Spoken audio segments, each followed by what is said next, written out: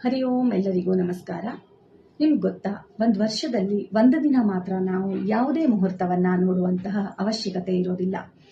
ಈ ದಿನ ನಾವು ಯಾವುದೇ ಕೆಲಸ ಸ್ಟಾರ್ಟ್ ಮಾಡಿದ್ರೆ ಅದು ಪರಮ ಮಂಗಳ ಅಂತ ಕೂಡ ಹೇಳಲಾಗುತ್ತೆ.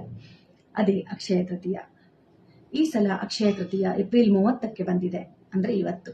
ಸಂಸ್ಕೃತದಲ್ಲಿ ಅ ಅಂದ್ರೆ ಇಲ್ಲ ಅಂತ, ಕ್ಷಯ ಅಂದ್ರೆ ಸವೆತ ಅಂತ ಅರ್ಥ, ಅಂದ್ರೆ ಖಾಲಿನೇ ಆಗದೆ ಇರುವಂತಹದ್ದು.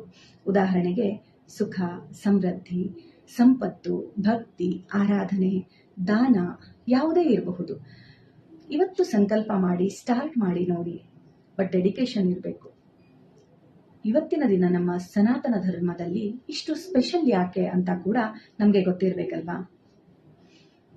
ಇವತ್ತಿನ ದಿನ ಭಗವಂತನ ಅವತಾರವಾದ ಪರಶುರಾಮ ಭೂಮಿ ಮೇಲೆ ಪ್ರಕಟವಾಗಿದ್ದು, ಇವತ್ತಿನ ದಿನಾನೇ ಭಗೀರಥನ ತಪಸ್ಸಿನಿಂದ ಪ್ರಸನ್ನಳಾಗಿ ಗಂಗೆ ಭೂಮಿ ಮೇಲೆ ಇಳಿದಿದ್ದು, ದೇವಿ ದುರ್ಗೆ ಮಹಿಷಾಸುರನ ವಧೆ ಮಾಡಿದ್ದೂ ಕೂಡ ಇವತ್ತೇನೆ. ವರ್ಷದಲ್ಲಿ 6 ತಿಂಗಳು ಮುಚ್ಚಿರುವಂತಹ ಬದ್ರಿನಾಥ ದೇವಾಲಯ ಇವತ್ತಿನ ತಿಥಿಯಲ್ಲೇ ತೆರೆಯಲಾಗುತ್ತೆ. ಶ್ರೀಕೃಷ್ಣನ ಪರಮಮಿತ್ರನಾದ ಸುಧಾಮ ಕಾಲ್ನಡಿಗೆಯಲ್ಲಿ ಹೋಗಿ ದ್ವಾರಕೆಗೆ ತಲುಪಿ ಕೃಷ್ಣನನ್ನ ಭೇಟಿಯಾಗಿದ್ದು ಕೂಡ ಇವತ್ತು. ವೇದವ್ಯಾಸರು ಮಹಾಭಾರತದ ರಚನೆ ಮಾಡಿದ್ದು, ಹಾಗೆ ನಮ್ಮ ಗಣೇಶ ಅವನ ಪುಟ್ಟ ಕೈಗಳಿಂದ ಮಹಾಭಾರತವನ್ನ ಬರೆಯೋದಕ್ಕೆ ಶುರು ಮಾಡಿದ್ದು ಕೂಡ ಅಕ್ಷಯ ತೃತೀಯ ದಿನ. ಅಷ್ಟೇ ಅಲ್ಲ, ಇವತ್ತಿನ ದಿನಾನೇ ಸೂರ್ಯದೇವ ಪಂಚಪಾಂಡವರಿಗೆ ದೈವಿಕ ಅಕ್ಷಯ ಪಾತ್ರೆಯನ್ನ ಕೂಡ ಕೊಟ್ಟಿದ್ದು. ಇಷ್ಟೆಲ್ಲ ಹೇಳಿ ನಿಮ್ಗೆ ತಿಳಿಸಿ ನಾನಿವತ್ತು ಏನ್ ಮಾಡಬೇಕು, ಹೇಗೆ ಈ ದಿನವನ್ನ ಆಚರಿಸಬೇಕು ಅಂತ ಕೂಡ ತಿಳಿಸ್ತೇನೆ. ಇವತ್ತಿನ ದಿನ ಸ್ಟಾರ್ಟ್ ಮಾಡಿರುವಂತಹ ಎಲ್ಲಾ ಕೆಲಸಗಳು ಮಲ್ಟಿಪ್ಲೈ ಆಗುತ್ತೆ ಅಂತ ಹೇಳ್ತಾರೆ.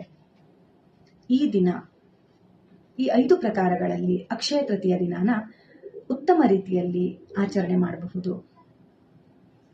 ಫಸ್ಟ್, ನಾವೇನಾದ್ರೂ ಹೊಸ ಕೆಲಸ ಅಥವಾ ಹೊಸ ಅಭ್ಯಾಸಕ್ಕೆ ಸಂಕಲ್ಪ ಮಾಡಬೇಕು.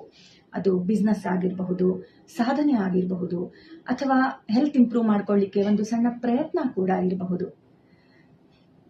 ಎರಡನೆಯದಾಗಿ ದಾನ. ಇವತ್ತಿನ ದಿನ ಮಾಡಿದ ದೀಪದಾನ ಅಪಾರವಾದ ಪುಣ್ಯವನ್ನ ಕೊಡತ್ತಂತೆ. ತಪ್ಪದೇ ಇವತ್ತು ದೇವಸ್ಥಾನಕ್ಕೆ ಹೋಗಿ ದೀಪವನ್ನ ಹಚ್ಚಿ, ಹಾಗೆ ಸಾಧ್ಯವಾದಲ್ಲಿ ಅರಳಿ ಮರ ಅಥವಾ ಅಶ್ವತ್ಥ ಮರದ ಕೆಳಗೆ ದೀಪವನ್ನ ಕೂಡ ಹಚ್ಚಿ, ಇದರಿಂದ ತುಂಬಾ ಒಳ್ಳೆಯ ಫಲ ಸಿಗುತ್ತೆ ಅಂತ ಕೂಡ ಹೇಳ್ತಾರೆ. ಮೂರನೆಯದಾಗಿ ಜಪ ಮಾಡೋದು. ನಿಮ್ಮ ಇಷ್ಟ ದೇವರ ಮಂತ್ರ ಅಥವಾ ವಿಷ್ಣು ಸಹಸ್ರನಾಮವನ್ನ ಪಾರಾಯಣ ಮಾಡಿ.